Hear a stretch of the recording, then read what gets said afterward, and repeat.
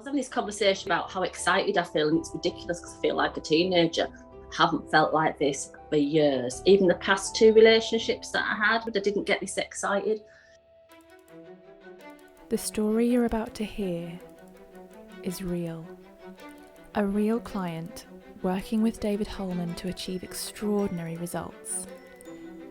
David has worked with high performers such as Olympic athletes and business owners, as well as those looking to develop meaningful relationships. Aside from names and certain characteristics which have been changed to protect clients' confidentiality, all other details are true. This special season is brought to you by the Self-Belief Chief podcast. In the series finale, we revisit with a client who we met back in episode 1, who was struggling with heartbreak, regret and rejection, and had got herself to a point where the idea of meeting someone again was too terrifying, in that there was too much risk of pain that she didn't know whether she'd be able to be with someone again.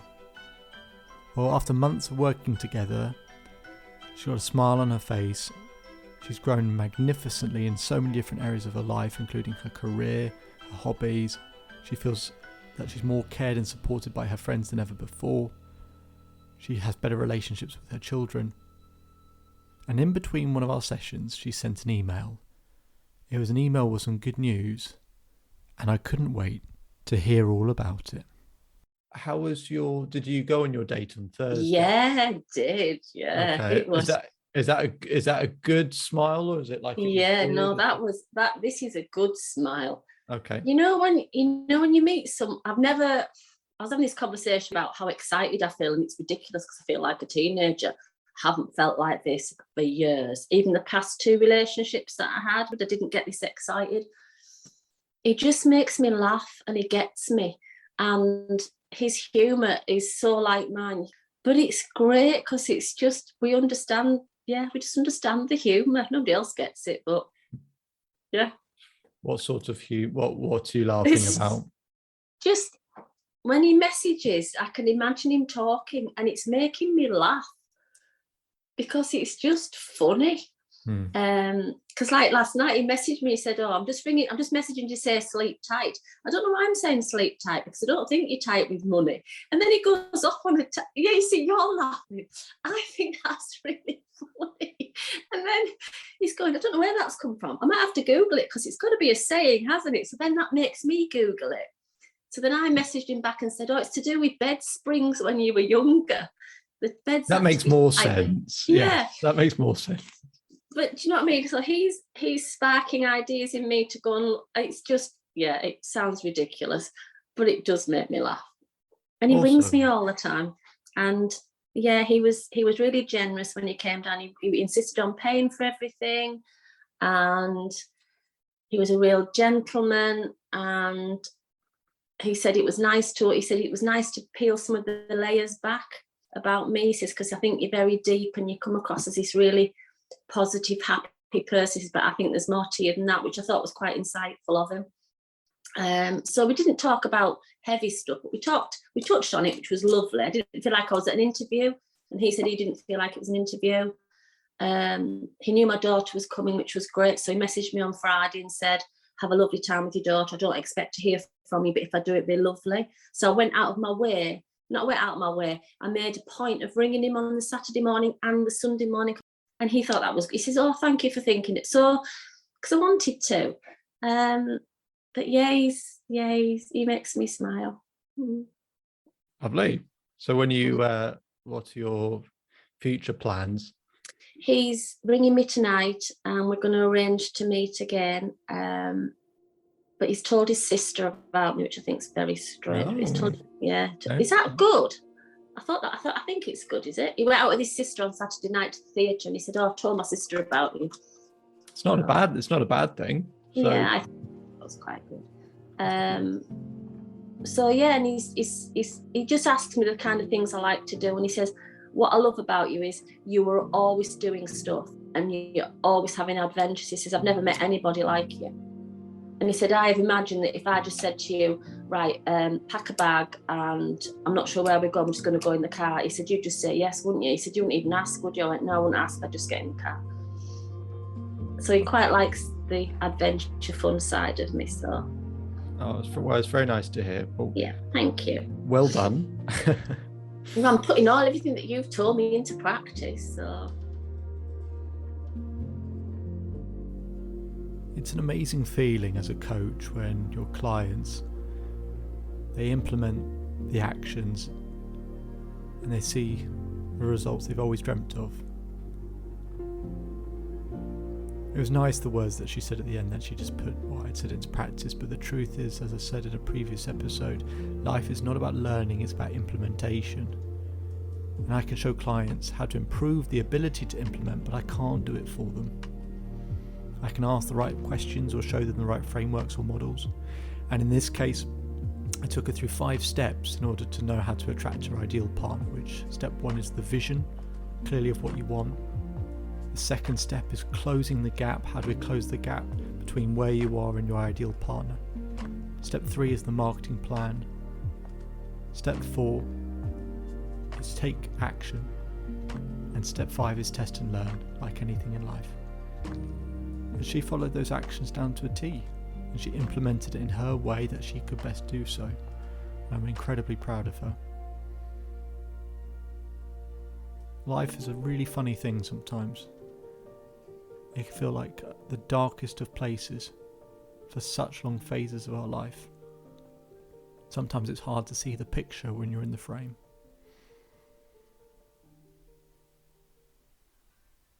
So I'm going to help you right now. What, you didn't really think we'd get through the whole series without me helping you as well? It's called How Can I Change Your Life? So let me, in the next couple of minutes, plant a seed for you that will grow into something.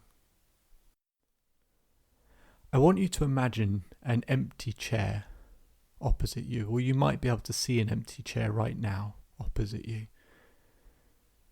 And I want you to look at that empty chair, wherever it is, go find it and look at it. And in that empty chair, there's actually someone sat there.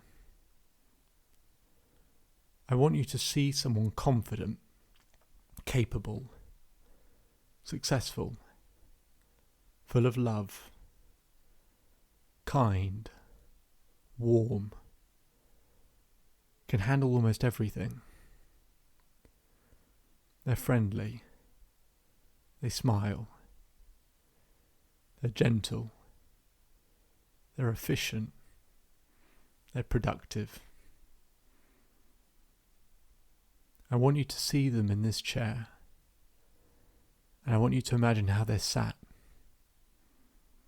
What do they do with their legs, their arms? How do they hold themselves? How do they carry themselves? Where do they look? Are their feet pointing towards you? How do they talk to you? I want you to imagine all of that. Imagine how they breathe when they love life.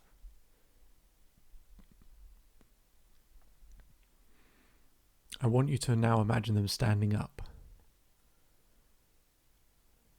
Standing up.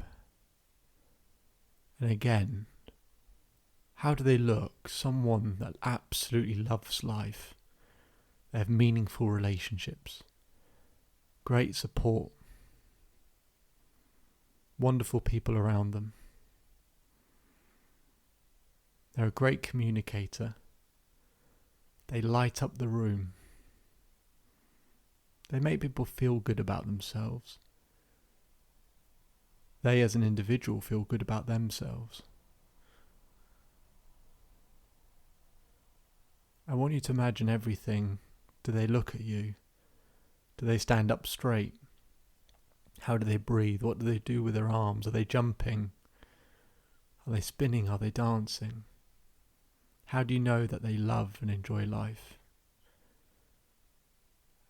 I want you to imagine all of that right now.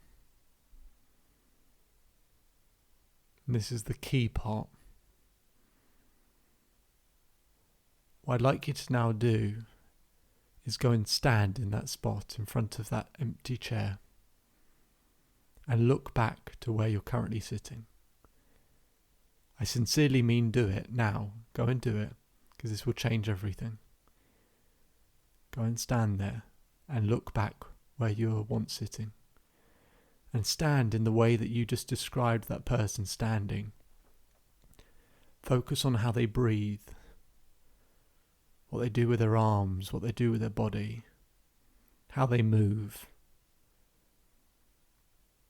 Focus and concentrate on all of that. What do they think about? What do they focus on when they love and enjoy life? How do they treat people? Look back to where you were sitting and talk to them and give them advice about what they could change or what they could improve to really upgrade their life. How can they change their physiology and therefore the hormone balance in the body and change the biochemistry? How can they change their language? How can they be that loving, warm presence that they want to be? How can they have more love in their life? Give them all these answers, because standing in this spot, you have them.